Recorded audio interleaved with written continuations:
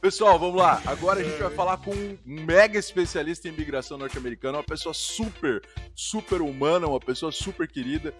Ele tá aqui para falar. Ele tem escritórios no Brasil, tem escritórios nos Estados Unidos, super ocupado, deu um espacinho na agenda para estar conversando com a gente, esse debate mais informal, para falar o que está acontecendo nos Estados Unidos e principalmente tirar as dúvidas do pessoal acerca de como é que funciona, o que está acontecendo. Então, e como é que eu faço para ir para lá, né? Que é o que todo mundo quer saber, né? Então, assim, sem mais delongas, chamando a sala, o grande amigo Danilo Brack. Vamos lá. Fala, Danilo! Oi, Danilo. Bom dia, tudo bem? Bom dia, tudo bom? Bom dia, Danilo, como vai? Tudo certo? Beleza? Tudo certo aí, o furacão não passou longe daí, né?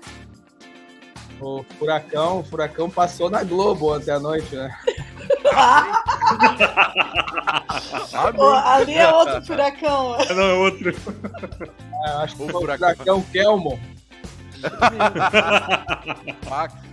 Vou te falar, hein? Ontem eu não consegui ver o debate, eu tava numa roda de amigos, mas assim, ó, o WhatsApp tava pipocando, a loucura que foi o debate. Eu curioso pra ver, hoje terminando o Tripcast eu vou correr ver o debate, porque tava uma loucura, né?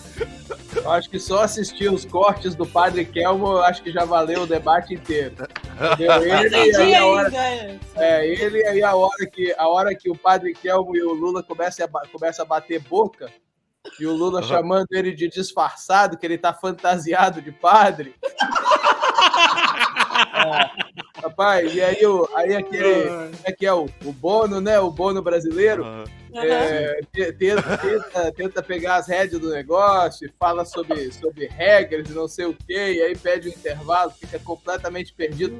Vou falar pra você, foi a pior estrutura de debate que eu já vi na minha vida, e olha que eu já assisti debate até em chinês.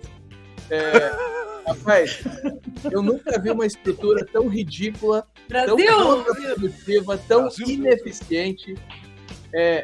Você vai ver, logo nos primeiros 10 segundos, você vê o absurdo do negócio. Os candidatos estão sentados longe um do outro, aí um pódio tipo a 10 metros de distância, entendeu? Bem centralizado, aí só vem faz uma pergunta para aí ele tem que levantar de lá, vir até aqui para poder responder a pergunta, aí depois volta os dois, aí agora tem que vir mais um.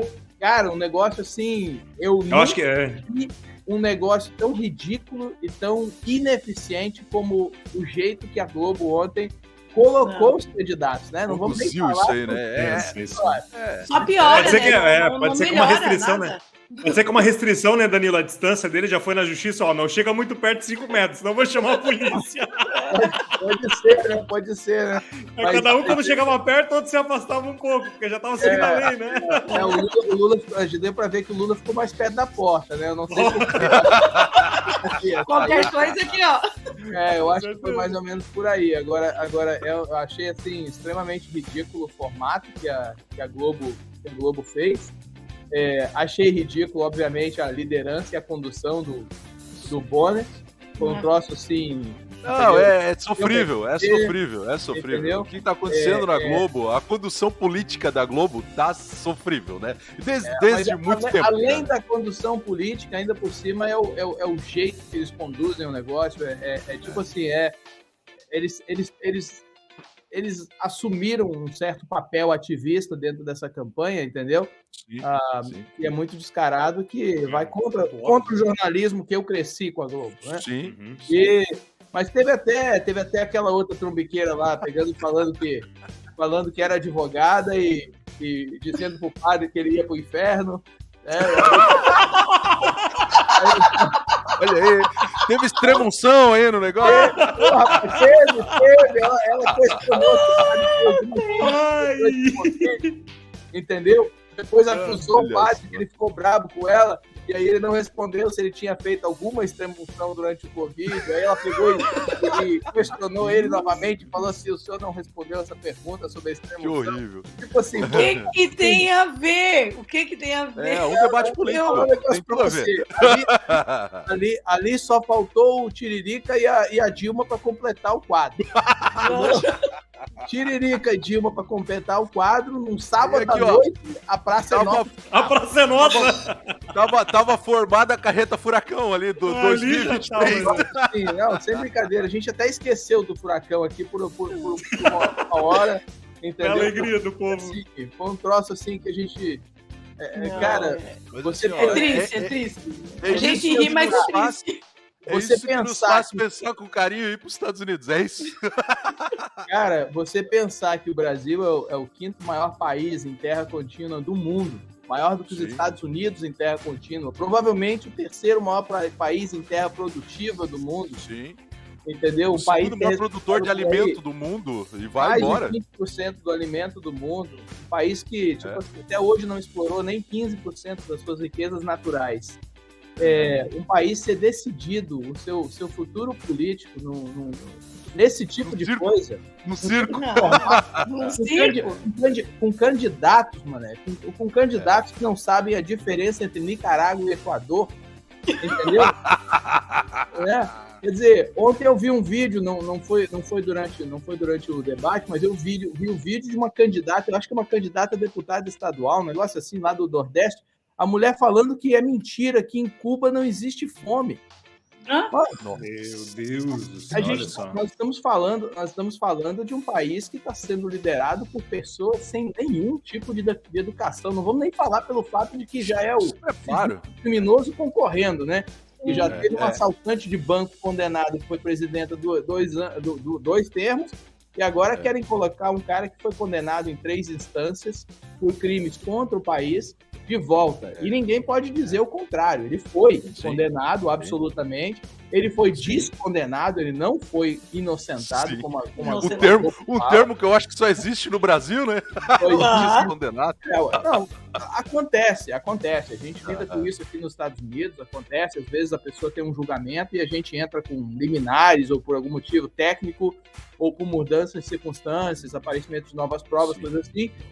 Ou porque o julgamento não foi correto, ineficiência de advogado, a gente entra com pedidos para eliminar a sentença e haver um novo julgamento.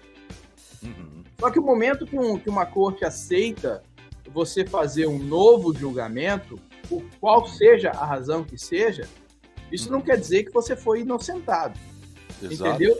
Você não tem o julgamento de culpado, mas você também não foi inocentado. Aquelas evidências, aquelas provas, elas não são jogadas... Não foram refutadas, né? Não foram jogadas fora. Eliminadas simplesmente porque elas eram parte do processo A e agora a gente vai para o processo B. Não, as mesmas evidências continuam valendo. Então, tudo que foi apresentado na Lava Jato em Curitiba continua valendo. Né? Então... Mas é assim, é muito descredibilizante para o Brasil. Verdade. A gente vê esse tipo de situação, a gente vê essas interferências do STF. Cara, aqui dos Estados Unidos eu não consigo entrar na minha cabeça como é que funciona. Entendeu? E o meu irmão, o doutor Fábio Braque, que é meu parceiro e meu cooperador, vamos dizer assim, né? Nós cooperamos, a firma dele e a minha, a gente coopera, ele no Brasil, eu aqui. E ele tenta explicar, às vezes, para mim, e até ele se enrola e não consegue me explicar. Foi a nossa pauta de café da manhã hoje, isso. Olha aí. Cara, eu cresci num mundo que, tipo assim, você se dá respeito para ter respeito.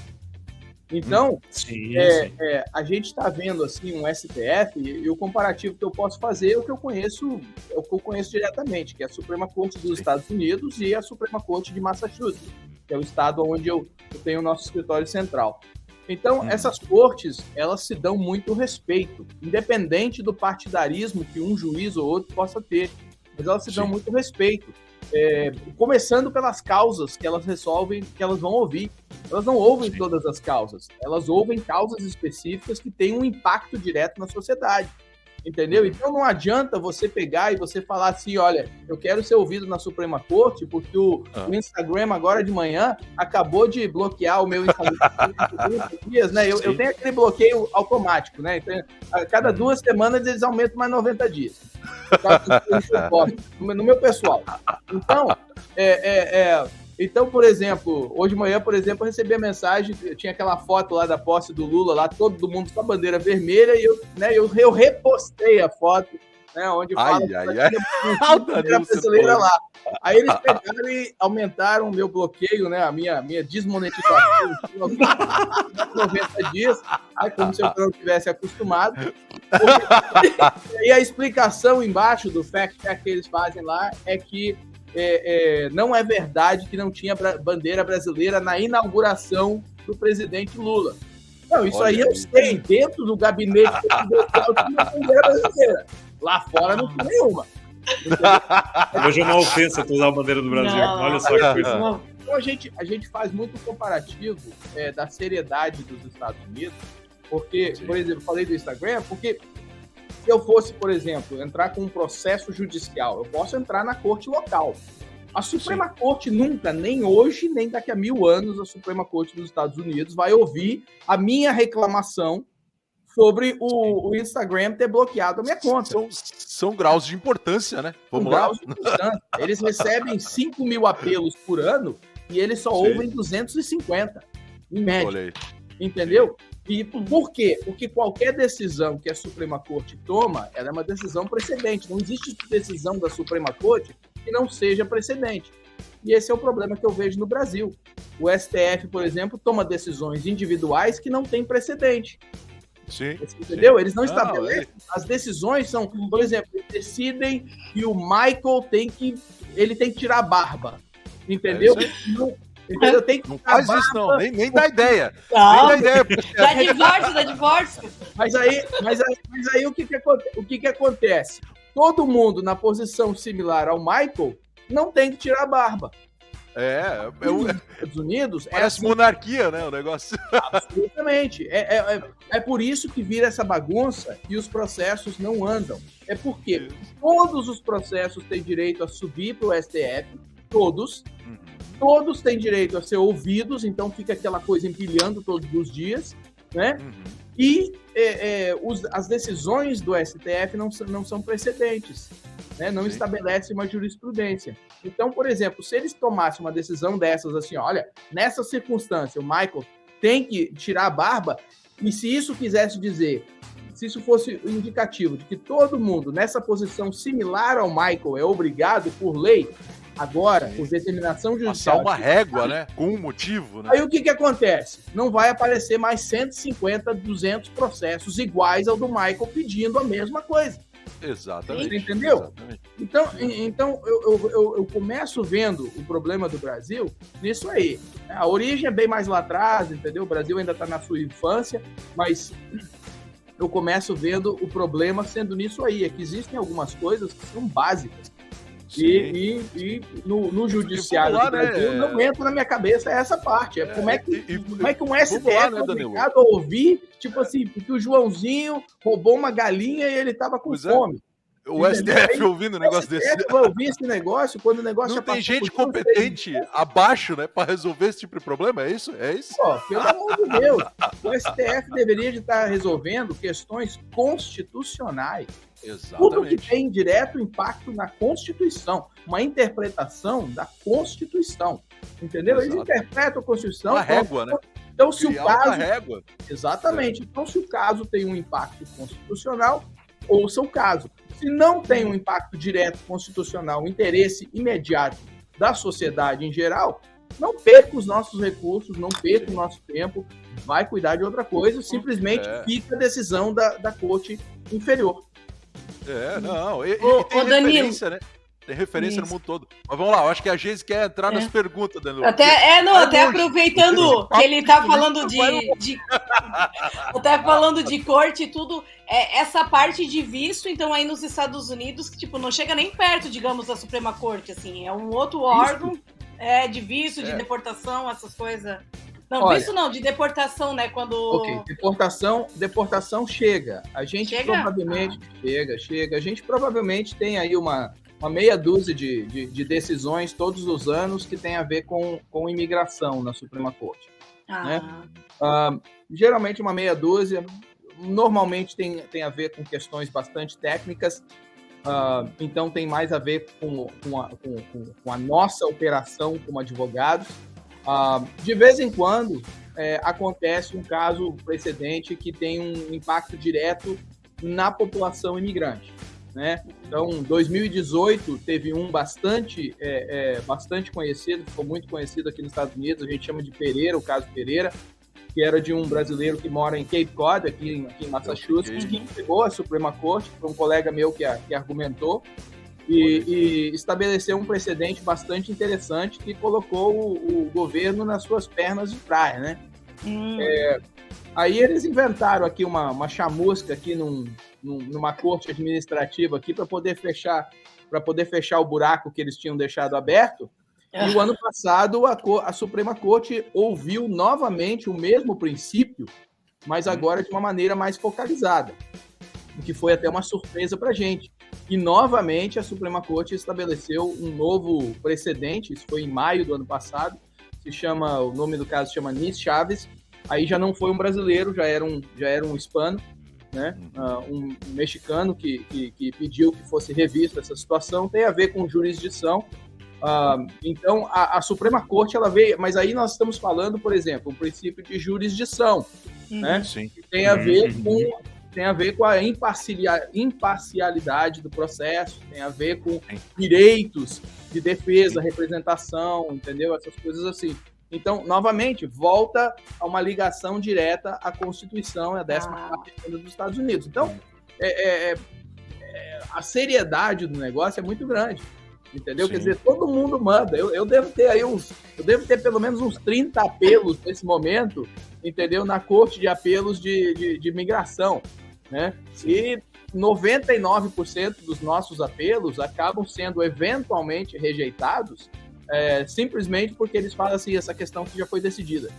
Olha só. Já foi decidida. Então, claro. eu tô apelando... Existe um protocolo, né? Existe um protocolo que vai subindo as escalas, né? Exatamente, porque é aquela coisa, eu tô apelando e tem mais 400 advogados apelando ao mesmo tempo. Aí eles pegam um caso e eles decidem aquele caso. Pronto, agora aquela decisão, como eu falei antes, é precedente. Então, aí eles pegam todos os outros 399 advogados que têm apelo igual pendente. Já falei sobre isso. Não quero mais. Próximo. O que a gente está compreendendo, né? O que a gente acaba compreendendo é assim: quando o problema é muito grande e ninguém consegue resolver, eles mandam pro andar de cima. Aí, no andar de cima, peraí, já foi decidido, resolve. Ninguém conseguiu entender, joga pra cima, até chegar na Suprema, né? E eu acho que isso é... A gente organizado, uma né? Bela referência, né? Uma bela referência de organização. Poderíamos copiar, né? Mas tudo bem, não vamos voltar para esse assunto. Não vamos voltar. Muda. Vai lá, o seu box, quer questões práticas, porque o seu box Tenho. Nos Estados Unidos. Tenho. Mas assim, uma das minhas questões práticas não pode ser aplicadas, tá, Danilo? Até porque eu sou casado. Então não pode. É porque assim, uma das coisas que as pessoas elas veem, né, a questão da questão da imigração, né, e assim, muitas pessoas, infelizmente, elas optam por essa coisa ilegal, né, então assim, estando aí, elas têm, não, eu tô lá dentro dos Estados Unidos, tá tudo certo, o problema é passar na fronteira, que não é bem assim, né, Danilo? Explica um pouquinho para as pessoas até para desmistificar esse negócio de, não, passei da fronteira, tá tudo bem, eu passei lá pelo deserto, nadei um monte, agora tá tudo certo. Não é bem assim, né, Danilo? Como é que esses imigrantes, né? Como é que ficam esses imigrantes lá dentro dos Estados Unidos, se eles já podem ou se eles vão ter que voltar pro país deles para poder fazer esse Eu percebi o plano do boxe. O boxe já queria na corrida. Não. Você quer o mapinha, né? Você tá querendo o mapinha, né? Adoro o mapa. Mas se eu for mais pela direita aqui, dá certo? Ou tu acha que é melhor pela esquerda? Acho que aquele muro não contempla toda aquela extensão. Se passar nesse canto aqui não toma choque, como é que é? É por aí. Bom, a primeira coisa é que, obviamente, não é algo produtivo a pessoa vir para os Estados Unidos ilegalmente. Não é produtivo, ok? E no passado, com toda honestidade, no passado, podia até ser uma vantagem econômica a pessoa vir de qualquer jeito. Então, seja vindo por pelo México, seja vindo pelas Bahamas, seja vindo pelo Canadá, ou seja vindo com visto e ficando. Era uma vantagem econômica, né? As disparidades econômicas dos países são muito grandes, mas uma das coisas que esse governo novo do Joe Biden fez foi fechar essa vantagem econômica, que é astronômica que havia para a pessoa que entrasse pelo México, entendeu? Porque no passado, quando você entrava pelo México, aí você entra, você é pego, colocado em processo de deportação. É um processo judicial, como qualquer outro processo. E aqui nos Estados Unidos, contrário do Brasil, nós temos um sistema, nós temos um ato específico, uma legislação específica para a imigração, né?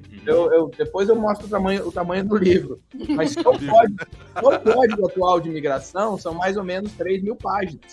Isso é um código. Isso é um código, né? Sem interpretação. Então, nesse código, são criadas várias coisas. Uma das coisas é o sistema de cortes de imigração. É uma corte administrativa, como cortes de falência, entendeu? Então, existe a justiça da imigração, vamos dizer assim, né? Tem a justiça do trabalho no Brasil, aqui tem a justiça da imigração. Então, é onde eu especializo, justamente na justiça da imigração. Então, nós temos cortes. Alguns estados chegam a ter 4, 5 fóruns, né? Fóruns ou cortes de imigração. Aqui na Nova Inglaterra, nós temos uma corte de imigração, né, que fica no centro de Boston. Então, o que acontece? O sistema legislativo criou esse sistema de cortes de imigração. Então, a pessoa entra pelo México hoje, começou em maio de 2021, criação do excelentíssimo, abençoado Joe Biden, né? Tipo assim, ninguém me mandou pro inferno ainda. Então, vai que o cara tá assistindo, né? Então, vai assistir, né? Então me interessa. Aí ele criou essa coisa abençoada em maio do ano passado, onde todas as pessoas que entraram pelo México a partir de maio do ano passado, elas são colocadas em um processo de deportação acelerada. Então, eles criaram um regulamento completamente artificial, bolado por eles mesmos, aonde eles estão fazendo assim: você tem um bloco de casos de imigração. Hoje a gente calcula em mais ou menos 2 milhões e meio de pessoas em processo de deportação. Certo? Olha só. A gente calcula mais ou menos isso, 2 milhões e meio de pessoas em processo de deportação. Aí você pega essas pessoas que estavam aqui até, no caso, o começo do governo Biden, e essas pessoas agora você joga para o final da fila. As audiências, os julgamentos, você coloca tudo para o final da fila. E pegaram essas pessoas que começaram a entrar a partir de 1º de maio do ano passado, e você coloca essas pessoas na frente da fila. Certo? Olha aí. Bom, a justificativa deles é que eles querem que essas pessoas que estão vindo agora, eles falam que essas pessoas estão em maior desespero por causa da instabilidade política e econômica de seus países e, portanto, precisam ter os seus casos ouvidos mais rápido. Mais rápido, olha aí. O que é uma inverdade. Certo? Sim. O que, na realidade, ele está querendo fazer, como ele, em 3 meses, 4 meses de governo, ele percebeu que as medidas do Trump, por mais que todo mundo reclamasse em relação à fronteira, estavam dando certo, pelo menos para o controle de fronteira, ele não querendo aceitar, porque nenhum político de oposição quer aceitar que o outro estava certo, né? Então, não querendo fazer a mesma coisa na fronteira, eles pensaram assim: vamos fazer o seguinte, vamos pensar em pegar esse pessoal que está entrando por último, vamos deportar eles primeiro, entendeu? E o que vai acontecer? O cara que está aí, por exemplo, no Brasil, pensando: puxa vida, o meu primo foi para os Estados Unidos já há 1 ano, cara, eu vou também. Aí, de repente, chega o primo dele 1 ano depois, deportado, não conseguiu pagar a dívida para os coiotes, vendeu tudo que tinha, agora não tem mais, o cara voltou o cara que tava pensando em ir, ele vai falar assim: peraí um pouquinho, esse negócio não tá funcionando não dá mais pra ir não, vai acontecer isso aí comigo, eu tô lascado. Exatamente. Óbvio que eu me encontro. Quando não vale a pena, né? Não vale a pena. Exatamente. Então, eles montaram isso aí com esse intuito. Essa visão. Né? Essa visão. A visão seria de que com essas deportações em massa de pessoas que chegaram recentemente, você tiraria o incentivo das pessoas que estão planejando vir. Querendo ir. Entendeu? Só que existem vários problemas com isso. Primeiro, que a mensagem que eles estão tentando passar não chega. Entendeu? O marketing. Olha a comunicação. Meu irmão, o marketing dos coiotes é muito melhor do que o marketing muito mais efetivo, né, cara? É muito mais efetivo. Entendeu? É muito melhor. Porque o que acontece? Primeiro que eles não passam essa mensagem claramente e, tipo assim, eles não colocam lá. Não venha. Pelos pulmões, né? Eles não colocam. Exato. Entendeu? É a primeira coisa que acontece. Né? E segundo, que até mesmo esse impacto negativo para as pessoas que está acontecendo não é coberto e focalizado pelas mídias em massa. Porque as mídias em massa observam isso e falam assim, não, isso aí vai trazer um olho roxo para o nosso... Uma reputação negativa. Exato.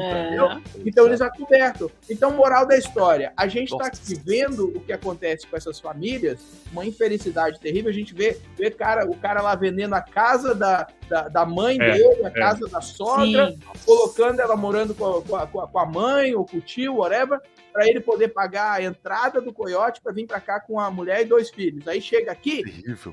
Aí chega aqui, o cara agora está em deportação, tem gente que tá deportada com 6 meses, 8 meses, 10 meses, 1 ano, entendeu? Agora o cara volta pro Brasil, não tem mais a casa, ainda deve pro coiote e tem todo o gasto que ele fez, perdeu 1 ano de vida.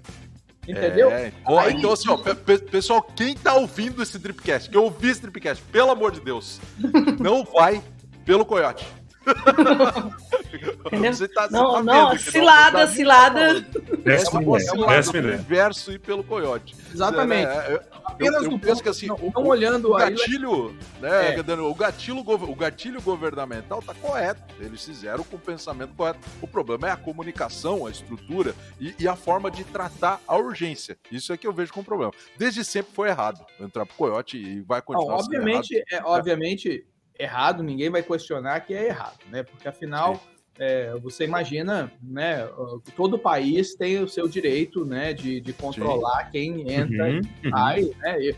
Eu sempre falo assim, as pessoas perguntam para mim, por exemplo, quem tem direito a entrar nos Estados Unidos. Eu pergunto, quem tem direito de entrar no Brasil?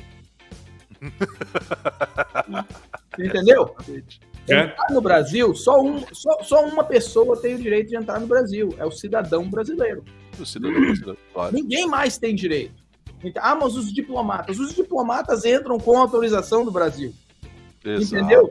O chefe da ONU, né? Eu nem sei quem é o chefe da ONU agora, eu ainda sou do tempo de Kofi Annan, ok? Viajei com ele, inclusive, num voo pro Brasil uma vez, entendeu? Vem gente boa demais pra mim. Que legal. Que legal. Mas Kofi Annan era o chefe da ONU naquele meu tempo, né? Um tempo que eu ainda prestava atenção pra ONU. Mas ele só entrava no Brasil se o Brasil permitir.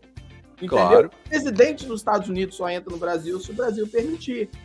É a tal da soberania nacional, né? Um país é soberano, seu povo é soberano sobre a sua extensão de terra. Absolutamente, porque constitucionalmente somente um brasileiro tem direito de entrar no território brasileiro, seja em tempo de paz ou tempo de guerra.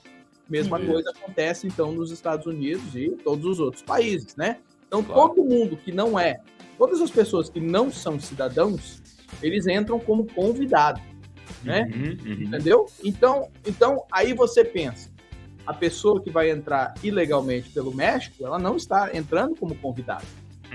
Por isso que ela se enreda, por isso que quando ela entra, é parada na fronteira, aquela coisa toda, entendeu? Aí ela é colocada em um processo Vamos ser prático, né? Não? Se alguém entrar na sua casa sem ser convidado, imagina isso também. De forma amistosa. Com certeza. E o que acontece? Mas o que acontece aí vai além disso. Eu tento explicar, e eu sei que você estava entrando no assunto também de asilo, então eu já vou explicar essa parte aí, vou adentrar essa parte. Boa. Todo mundo sabe sobre o Tratado de Genebra, né? No Brasil a gente aprende lá na 8ª série, 7ª série, a gente aprende. Eu espero que ainda aprendam, né? Sobre o Tratado de Genebra, né? Primeiro, segundo, terceiro. Mas que essas médias 7 para passar, aprende, mas não decora, não grava, tá? Tá na cabeça. E quando tem média, que agora aqui até a 4ª série não pode mais reprovar, tá? No colégio público. Ah, então tem olha a cara de surpresa do Sentiu o drama? Como assim? Vamos lá. Vai lá, Danilo. Explica pra nós. Agora Tratado de Genebra, mas vamos dando você chegou na quinta. Eu fiquei assim, ó. Beleza. Essas coisas estão tomando. Danilo, a ver se pode. Isso. Mas, anyways, então existe o Tratado de Genebra. O Brasil é um assinante, os Estados Unidos é um assinante, coisa assim. Parte do Tratado de Genebra, no artigo 3, fala sobre proteção, pessoas que pedem proteção sobre o que a gente chama de asilo, né, para os países assinantes. Então, se uma pessoa chega tanto no Brasil quanto nos Estados Unidos e fala para o governo, não me retorna para o meu país de origem porque eu corro alto risco de tortura ou morte, perseguição política, religiosa, entendeu? Esse país, ele basicamente, até que seja determinado se essa pessoa realmente ela é uma pessoa que corre esse alto risco ou não, esse país está amordaçado, é que nem um cachorro raivoso que está amordaçado e não pode morder você. Então é isso que acontece nos Estados Unidos. A pessoa vem para cá, ela fala, olha, eu corro risco se eu voltar para o Brasil. Então o sistema, por causa desse Tratado de Genebra, existe todo um sistema, então, para os Estados Unidos avaliar se essa pessoa encaixa ou não num pedido de asilo. Se essa pessoa ganhar o pedido de asilo, aí a pessoa agora ela pode permanecer, o país não pode mandar ela de volta. Né? Então é isso que todo mundo faz. O problema para os brasileiros é que, como a gente falou mais cedo, o Brasil é o 5º maior país em terra contínua no mundo. Olha aí. São 9 você não consegue se esconder lá dentro? Pô, tem tanto espaço, você não se esconde lá? E é exatamente isso. Então, por exemplo, se a pessoa fala assim, eu corro... É aquela coisa, eu sofri ameaça, eu fui assaltado, eu tenho clientes nessa situação, fui assaltado, o rapaz prometeu, entendeu? Morava na frente de uma boca de fumo e os cara me juraram de morte, se me verem de novo, tentaram pegar, não sei o quê. Tá, mas aonde que é isso? Isso aí é lá em Joinville. Olha aí. Então, pô, beleza.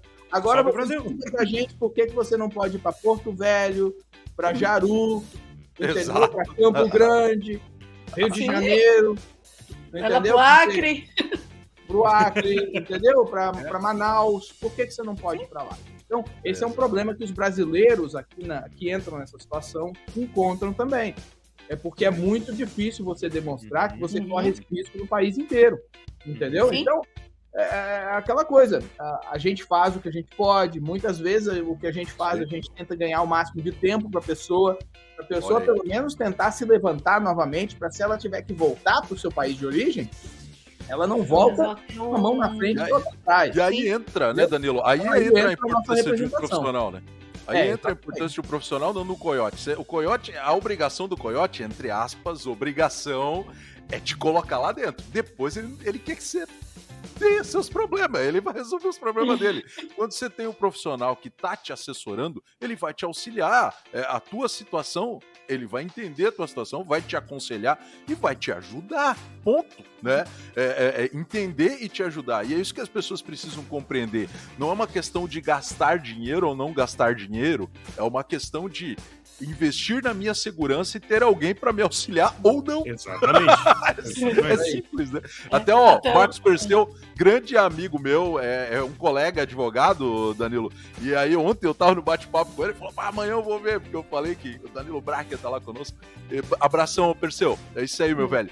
E aqui ele tá comparecendo, só para dar um ok. Até a pergunta que o meu filho fez hoje, nós comentamos que você ia participar, e daí falando de morar nos Estados Unidos, ele perguntou, quanto tempo, né, assim, de vias normais, Danilo, assim, um casal com filhos, ou só um casal, assim, quero entrar legalmente, quanto tempo vai, assim, para eu me preparar para me entrar de forma certa, correta, levando, lógico, em conta, digamos, que a minha profissão seja interessante para os Estados Unidos, que eu consiga estar entrando ali no... Aí você entra em certas complexidades do sistema imigratório, né? Porque, por exemplo, se você está vindo para fazer turismo, é um tipo de processo. Sim. Agora, se você está falando, por exemplo, de vir trabalhar nos Estados Unidos, né, você deveria de tentar um visto de trabalho. Né?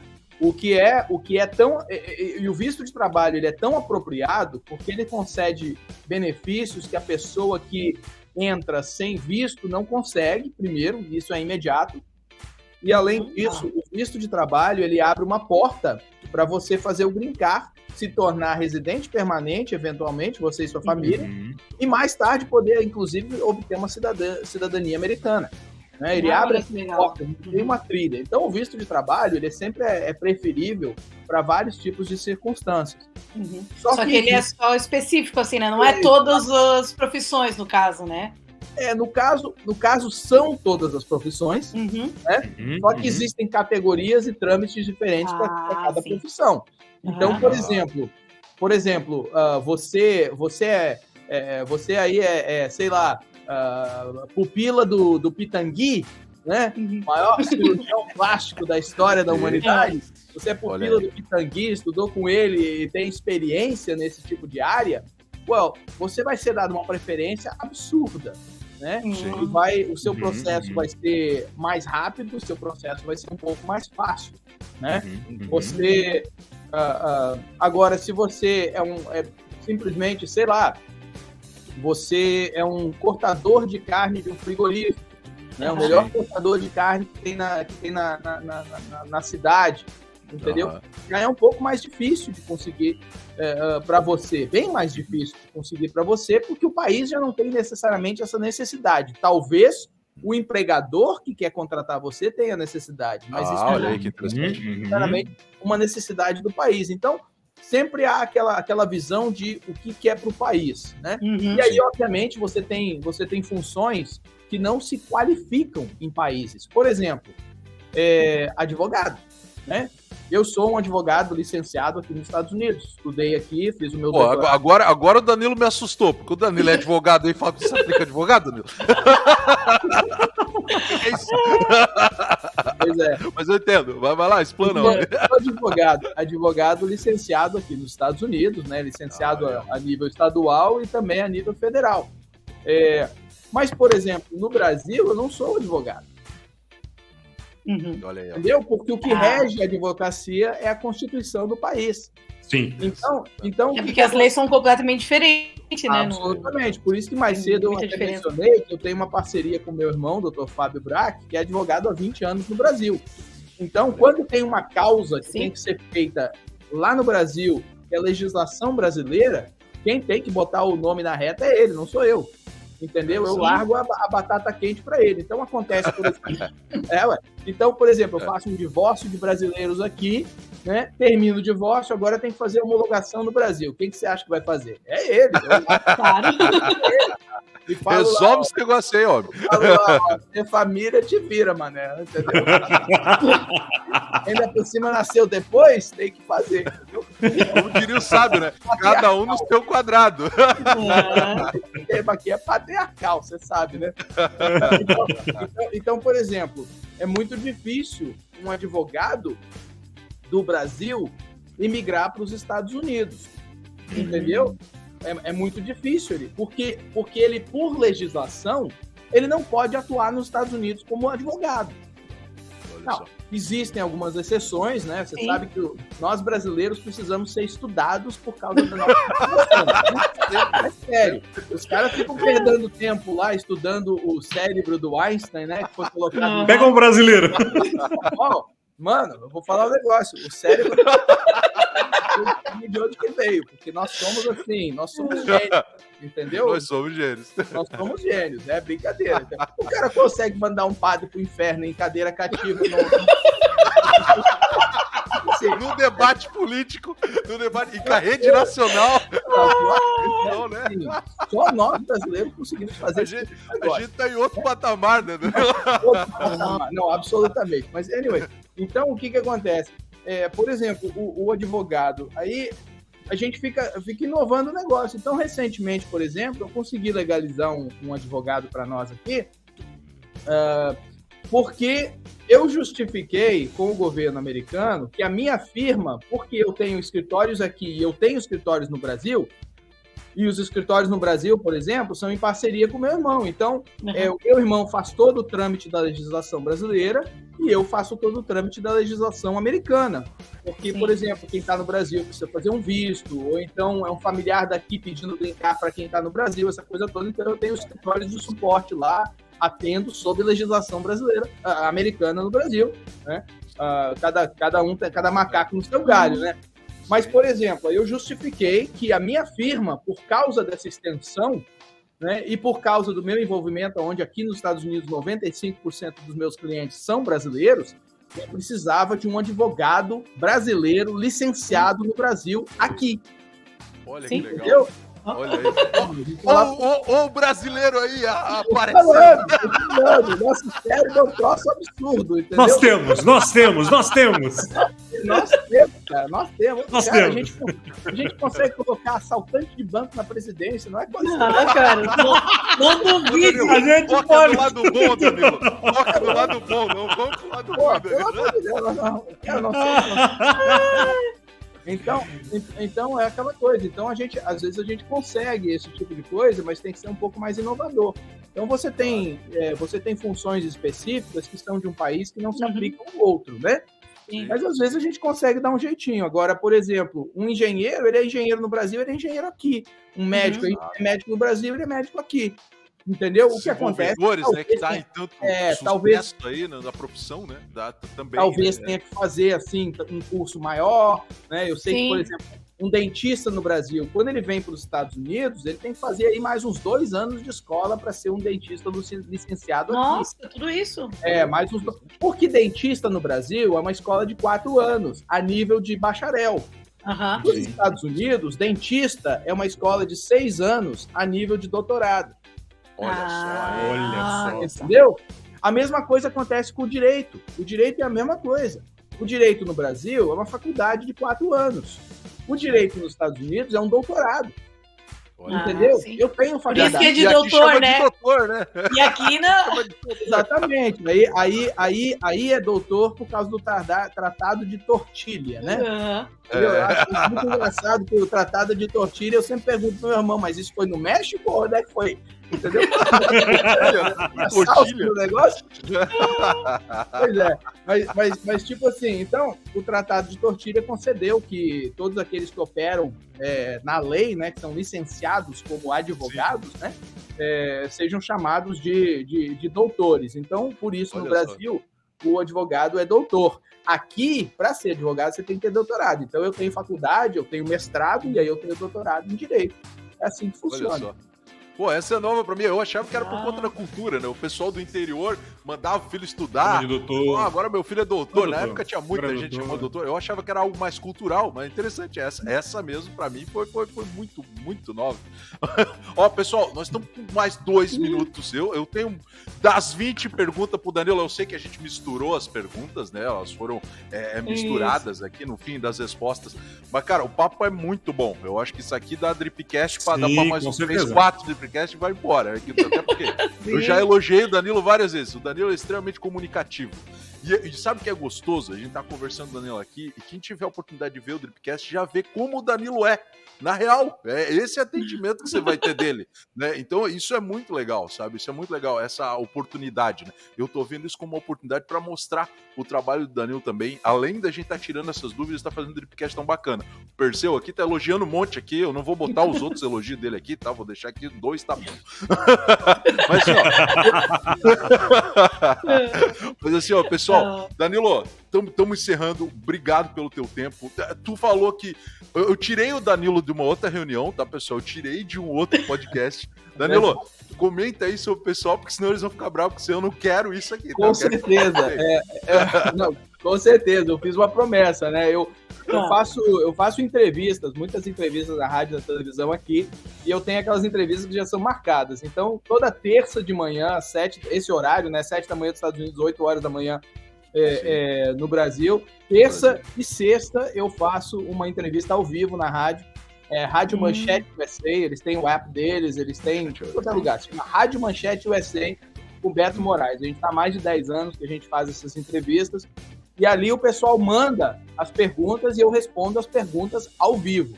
Tento falar um pouquinho menos do que eu tô falando aqui hoje, entendeu? Primeira vez, né? Primeiro encontro. Claro, com certeza. Uma coisa toda, entendeu? A gente chama de papo reto, entendeu? Então toda terça de manhã, toda sexta de manhã, a gente faz o papo reto com o Beto Moraes na Rádio Manchete USA. É um negócio bem legal. E quem segue a gente sabe, eu também faço entrevistas na Rádio Insuperável com o Sérgio Rezende, com o Eduardo de Oliveira, né? Então, o pessoal ficar seguindo a gente aí, entra na página do Facebook, entra na página do Instagram, da Prac Law aí, e você vai ficar sabendo. Eu tô sempre postando vídeos sobre o que está acontecendo aqui, entendeu? Se você quiser ver as minhas opiniões bastante extremas, aí você entra no meu pessoal.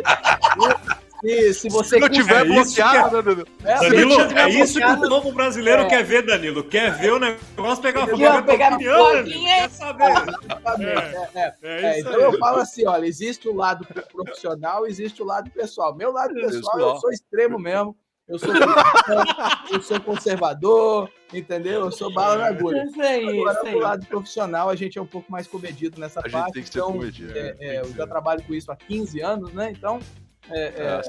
E é o que eu gosto de fazer. Também tem essa coisa, né? Tem aquilo que você sabe fazer, tem aquilo que você gosta. Eu gosto de fazer, eu passo o dia inteiro estudando isso. Foi um tremendo prazer, Danilo. Vamos te convidar mais vezes, mas eu não vou te tirar do Manchete USA, fica tranquilo, pessoal. A gente combina em outros horários. E, pessoal, muito obrigado pelo tempo, muito obrigado pela participação de vocês que estão vendo e que vão ver o Dripcast. O Dripcast fica disponível no Spotify, fica disponível no YouTube e no Facebook. Muito obrigado para cada um de vocês. Muito obrigado pelo time e é isso aí. Até lá, até semana que vem. Tamo lá. Danilo, qualquer coisa, segunda a gente conversa contigo. Deixa sair o resultado. Com certeza. Eu ver se eu vou querer ir embora ou não, tá? Meu Deus. Tá certo. Falou, tchau. Tchau. Tchau.